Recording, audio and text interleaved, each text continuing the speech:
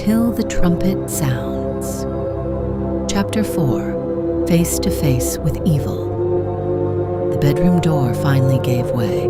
The armed robbers pushed their way inside. For a moment they stopped. The sight before them was horrifying. Mrs. Okafor lay on the floor behind the door. Blood covered her face. Blood stained the bed. Blood stained the walls. Blood stained the floor. Her breathing was weak. Pain echoed through every movement she made. Beside her sat young Godswill. Tears streamed down his face. He held tightly to his mother's hand. One of the robbers stepped forward and grabbed Godswill by the shirt. "Stand up!"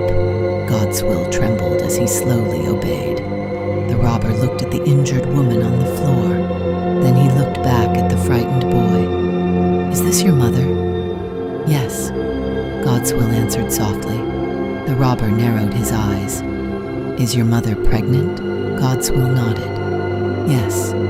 For a brief moment, silence filled the room. The robbers exchanged shocked glances. "What?" one of them whispered. "She's pregnant."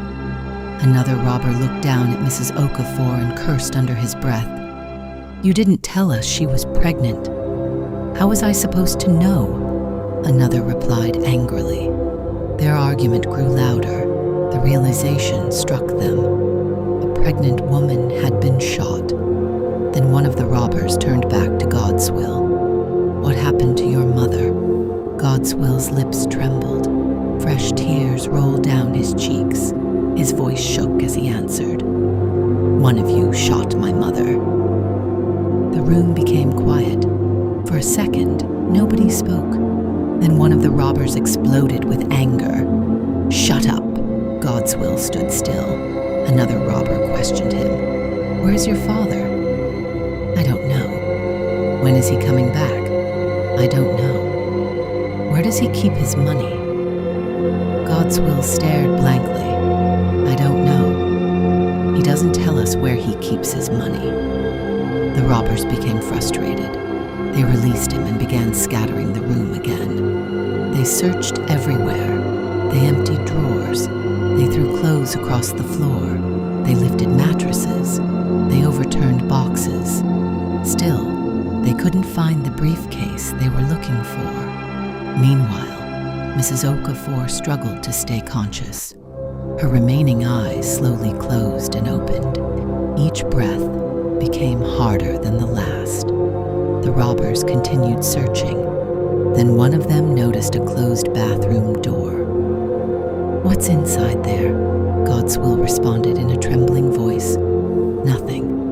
Please, there's nothing there." One of the robbers looked at him with doubts and decided to check the toilet. Godswill cried as he watched one of the robbers approach the bathroom door. Slowly, he turned the handle. The door opened. Inside, huddled together in fear, were Godswill's two younger sisters. Their faces were covered with tears. The moment they saw the armed men, they screamed. The robbers stared at them. The little girls stared back, frozen, terrified.